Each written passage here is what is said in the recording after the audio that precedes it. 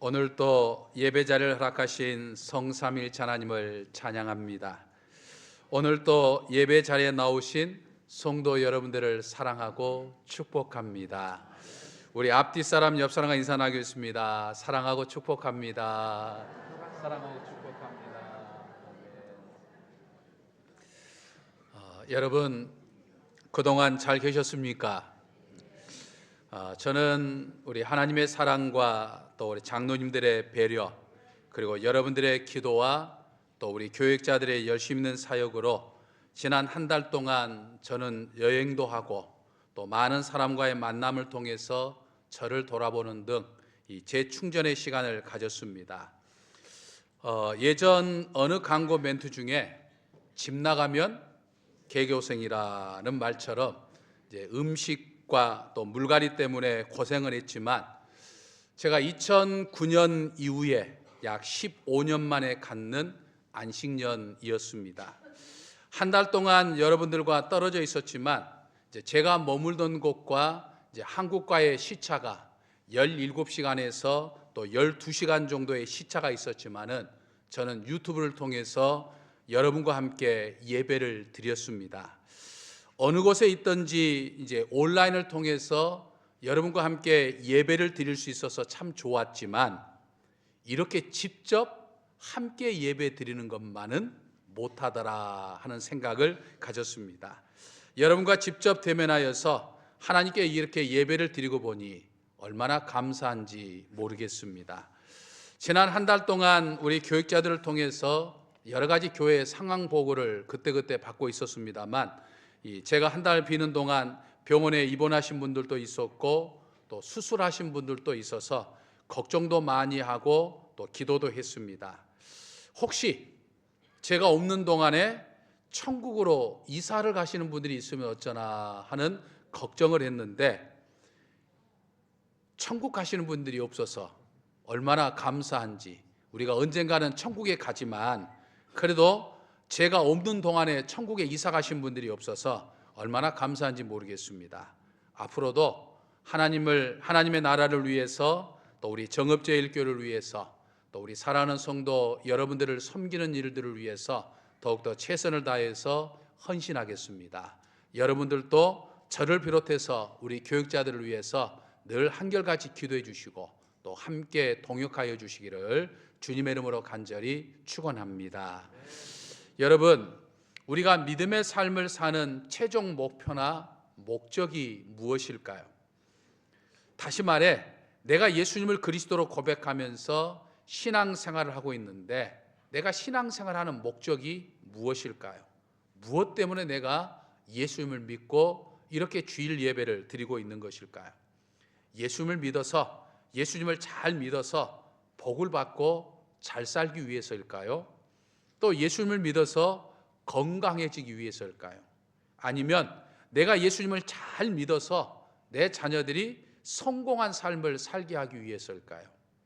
저는 그와 같은 것은 예수님을 믿는 과정에서 자연스럽게 따라오는 하나의 옵션과도 같은 것이라고 생각합니다. 물론 그것도 굳이 우리가 신앙생활하면서 얻어야 할 은혜이긴 하지만 그게 목적이라고 말할 수도 있지만 그러나 그와 같은 것을 이루기 위해서 예수님을 믿는다고 한다면 우리는 아직도 어린아이와 같은 신앙 상태에 머물러 있는 것이다 라고 하는 사실을 우리는 생각해야 합니다. 우리 신앙생활의 최종 목적은 한 사람 한 사람이 예수님의 진정한 제자가 되는 것이다 라고 하는 것이죠.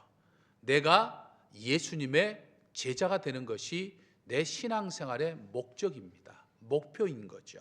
믿으십니까?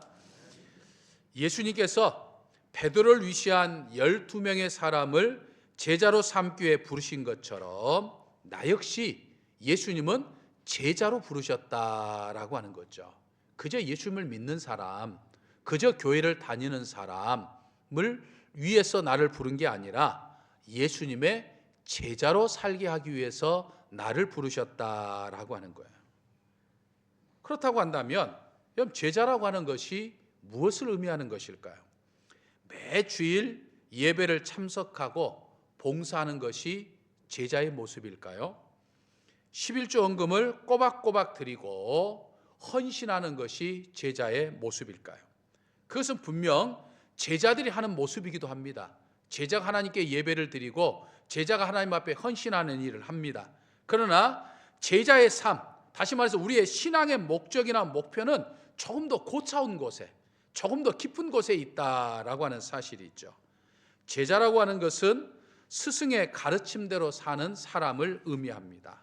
다시 말해서 예수님의 제자라고 이야기할 때 이 제자는 예수님의 정신, 예수님의 삶, 예수님의 가르침, 예수님의 교훈대로 하나하나 사는 사람을 의미한다라고 하는 거죠. 그래서 여러분, 성경에 나타나는 이 제자의 의미는요, 오늘날 학생의 의미와 다릅니다. 학생은 만일 내가 영어를 공부할 때 이 영어 교사에게 영어를 배우면 그만이에요. 영어를 가르치는 선생님의 어떤 성품이나 영어를 가르치는 선생님의 삶이나 영어를 가르치는 선생님의 어떤 철학까지 배우지 않아도 돼요. 물론 그분에게서 그런 것까지 배울 수 있다고 한다면 금상첨화이긴 하지만 사실 영어를 가르치고 영어를 배우는 것이 그냥 교사와 학생과의 관계인다 이 말이죠. 그러나 성경에서 말하는 제자는 우리의 스승이신 주님의 삶, 주님의 인격, 주님의 가르침, 주님의 삶 전체를 배우고 따라가는 것이다 라고 하는 것이죠. 예수님의 인격과 예수님의 성품, 예수님의 지식과 예수님의 신앙 등 예수님의 삶의 전반적인 모습들을 그대로 본받고 그대로 닮아가는 것이 제자다라고 하는 거예요. 이것이 스승과 제자의 관계요, 예수님과 나와의 관계인 것이죠. 그래서 예수님은 마태복음 11장 29절에서 나의 멍에를 베고 내게 배우라 그렇게 말씀하셨죠. 그러므로 오늘 주일 예배를 드리는 우리 모두는 그저 교회를 다니는 사람으로서 머물지 아니하고 예수님의 삶과 예수님의 가르침과 예수님의 교훈, 예수님의 모든 모습들을 따라 행하는 참 제자의 삶을 살아야 될 줄로 믿습니다. 그래서 저는 오늘 성경에 나타난 제자의 덕목, 이 제자의 삶에 대해서 한번 생각해 보고자 합니다. 예수님의 제자로 부름받는 우리는 제자답게 여러 가지의 모습을 가지고 살아야 하지만 무엇보다도 오늘 본문 말씀에 비춰봤을 때 제자의 삶은 세상을 거슬러 가는 삶이다. 다시 말해서 세상 사람들과는 다른 삶을 살아야 하는 삶이다 라고 하는 사실을 우리는 깨달아 볼 수 있습니다. 그래서 세상을 거슬러 간다라고 이야기할 때 우리는 이 연어를 한번 연상해 볼 수 있죠. 연어는 부화된 지 몇 주일 만에 이제 바다로 나가죠. 그래서 바다에 3년이나 4년 동안 살다가 이제 9월이나 11월 사이에 알을 낳기 위해서 자신이 태어났던 곳을 향하여서 강을 거슬러 올라갑니다. 그러니까 제자는 연어가 흐르는 강을 거슬러 올라가는 것처럼 세상의 흐름에 따라 살아가는 삶이 아니라 세상의 흐름을 거슬러서 살아가는 삶이다라고 하는 것이죠.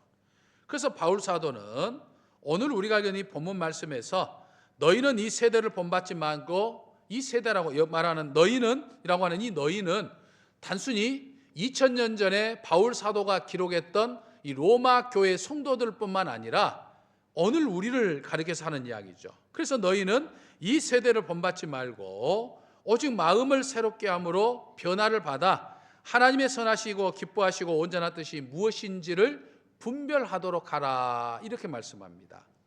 다시 말해서 이 세대를 본받지 말고 하나님이 기뻐하시는 일을 하며 사는 것이 성경에서 말하는 이 제자의 삶이다라고 하는 거죠.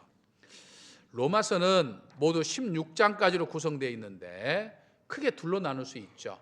1장부터 11장까지는 신학적인 부분입니다. 다시 말해서 우리 기독교의 핵심 교리, 다시 말해 믿음으로 의롭게 되는 내용을 신학적으로 아주 정리를 잘하고 있는 부분이죠. 그리고 12장부터 16장까지는 우리 기독교인들의 실제적인 삶, 다시 말해서 우리 그리스도인들의 삶이 어떤 삶이어야 하는가를 구체적으로 다루고 있는 것이죠. 그 중에서 오늘 본문 말씀을 통해서 제자라고 하는 것은 세상에 흘러가는 대로 살아가는 것이 아니라 세상이 다 그런 거지. 그냥 세상에 발맞춰가나 사는 거 아니겠어? 그게 지혜로운 거 아니겠어? 이런 게 아니라 세상을 거슬러 가는 삶이다라고 하는 것이죠. 자, 그렇다면 우리가 어떤 삶을 사는 것이 세상을 거슬러 가는 삶의 모습일까요? 먼저 신앙의 분명화를 드러내는 삶이다라고 하는 거죠. 오늘날 현대사회의 특징 중에 하나는요, 불분명, 불투명, 불확실입니다. 그러니까 말하는 것도 행동하는 것도 태도도 다 불투명해요. 특히 예민한 부분에 대해서는 두리뭉실 불투명하게 넘어갔죠. 신앙도 마찬가지인 것들을 보게 됩니다. 하지만 우리 그리스도인들, 제자의 삶은 신앙이 분명해야 된다 이 말이에요. 물론 교회 안에서는 신앙이 분명합니다. 전능하신 하나님을 내가 믿으며 예수 그리스도를 내가 믿습니다. 날마다 고백하면서 자신의 신앙적인 모습들을 교회 안에서는 아주 유감없이 드러냅니다. 그런데 교회 밖 세상으로 나가면 달라지는 모습들을 우리는 보게 돼요.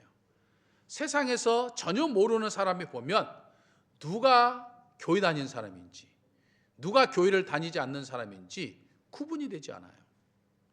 어떤 사람은 몇 년 동안 같이 직장 생활을 했는데 자기 동료가 교회를 다니는 줄을 몰랐다는 거예요. 여러분, 제자로 부름받는 그리스도인은요, 언제 어디서나 자신이 교회 다니는 교인이라고 하는 거, 그리스도인이라고 하는 거, 내가 정읍제일교회 교인이라고 하는 것을 분명하게 밝힐 수 있어야 합니다.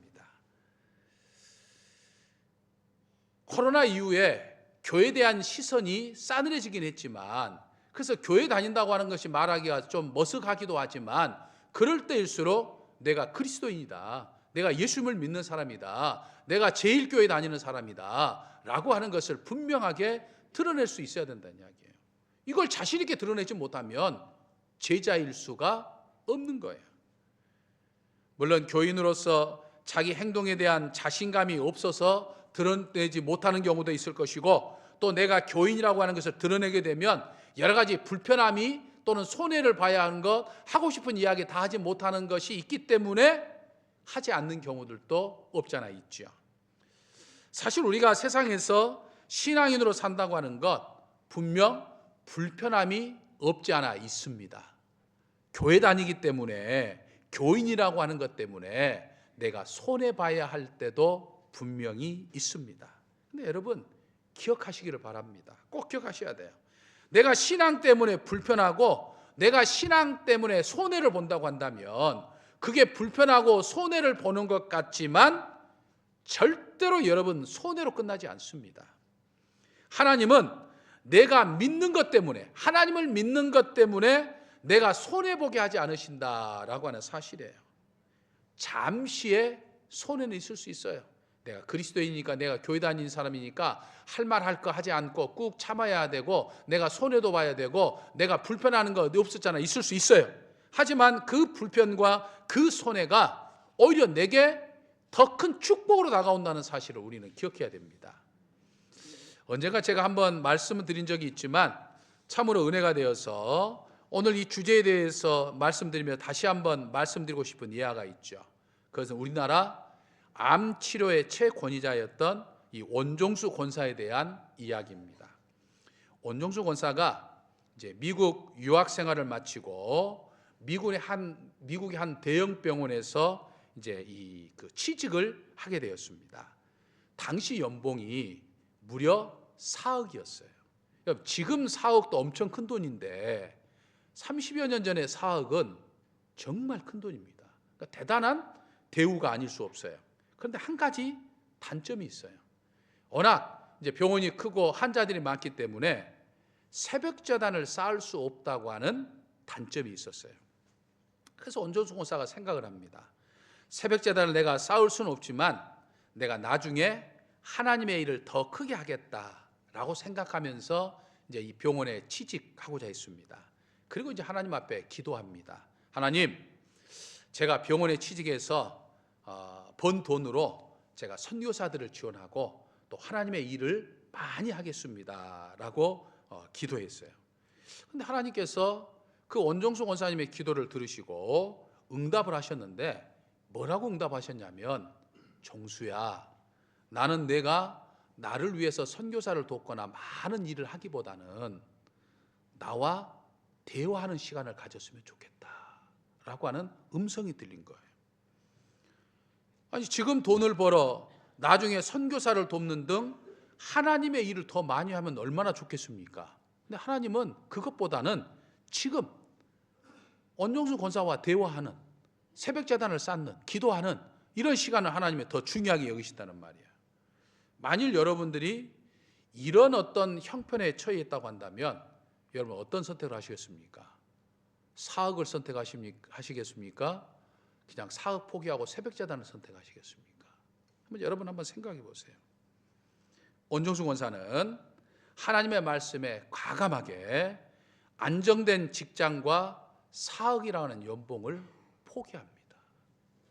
쉽게 말하면 신앙생활 때문에, 하나님을 믿는 것 때문에, 새벽제단을 쌓는 것 때문에 손해를 본 거예요. 그런데 하나님은 원종수 권사에게 결코 손해를 주지 않으셨어요. 당장은 손해인 것 같았지만 하나님은 그 손해를 통해서 오히려 원종수 권사에게 상상할 수 없을 만큼 엄청난 복을, 은혜를 주셨어요. 세계적인 암 권위자가 되게 하셨어요. 그래서 경제적으로나 명예적으로나 엄청난 부와 명예를 얻게 된 거예요. 하나님은 이렇게 하나님을 의지하며 하나님을 믿는 것 때문에 손해까지라도 기꺼이 감수하며 믿음의 삶을 사는 사람들을 외면하지 않으신다라고 하는 거예요. 믿으십니까? 근데 많은 그리스도인들은 눈앞에 있는 작은 이익에 눈이 멀어서 내가 그리스도인이라고 하는 분명한 신앙의 정체성을 갖지 못합니다. 그래서 하나님이 준비하신 더 큰 은혜와 복을 놓치는 경우들이 많이 있어요. 우리가 진정 제자라고 한다면 세상에 살면서 우리의 신앙을 분명하게 드러낼 수 있어야 돼요. 하나님을 위해서 기꺼이 손해를 감수할 수 있어야 돼요. 그게 바로 제자의 삶인 것이죠. 그러므로 여러분들이 정말 그리스도인임을, 또 하나님의 제자임을, 그리고 정읍제일교회 교인임을 여러분들의 삶의 자리에서 당당하게 드러내며 사시기를 주님의 이름으로 간절히 축원합니다. 다음으로 제자의 삶은 물질 풍조를 거슬러야 합니다. 여러분, 우리가 사는 이 세상은 물질 풍조가 아주 거세죠. 매사를 돈으로 해석하고 돈으로 판단합니다. 돈이 있으면 참 사람이 고상하게 보이고 또 기티가 나 보입니다. 근데 반대로 돈이 없으면 초라해져요. 때로는 사람들에게 무시당하기도 합니다. 그래서 사람들이 뒷자리를 밀려나기도 하고 비굴해지기도 합니다. 근데 이 물질이란 게 얼마나, 그러니까 사람의 삶에 큰 영향을 끼치는지 몰라요. 저도 이번에 미국 가서 이 미국 물가가 얼마나 비싼지 제가 생각하고 계획했던 것보다 훨씬 비싸서 우리의 물가의 2배에서 2배 반 정도 비쌉니다. 짬뽕 하나를 사 먹고 싶어서 가도 팁부터 시작해가지고 기본적으로 둘이 먹으면 5만 원에서 6만 원이에요. 그러니까 우리가 생각하는 물가하고 달리 엄청난 이 물가예요. 그러니까 마음고생을 좀 했어요. 사람이 이렇게 물질에 영향을 받기에 오늘날 이 물질은 현대인들의 우상이 되어버렸어요. 그래서 수단과 방법을 가리지 않고 물질을 더 많이 소유하려고 하고 물질을 소유하기 위해서 몸부림치죠. 돈이 되는 일이라면 몸이 부서지라고 일합니다. 물질의 노예가 되어버렸죠. 오늘날 이 물질의 물살이 너무나도 컸어요. 그래서 이 물질의 물살에 거슬러 가지 못하고 휩쓸려가는 사람들이 참 많죠. 성경을 보면 이 롯은 물질 때문에 삼촌 아브라함에 대한 도의를 저버리죠. 아브라함은 부모를 일찍 여인 조카 롯을 아들처럼 길러주고 양육했어요. 그런데 이 롯은 어땠습니까? 물질 때문에 삼촌 아브라함에 대한 도의를 저버리고 좋은 목적지가 있는 소돔을 택해서 소돔을 갔죠. 인간은 물질 앞에서 이성도 도리도 쉽게 잃어버리는 모습들을 많이 보여줍니다. 오늘날 신앙의 삶을 살아가는 그리스도인들 가운데서도 이 물질의 풍조에 밀려갔다가 결국 하나님을 잃어버린 사람들이 얼마나 많은지 몰라요. 물질 때문에 큰 시험거리로 전락하는 경우들을 우리는 종종 보게 되죠. 여러분, 물질은요, 하나님께서 우리에게 허락하신 거예요.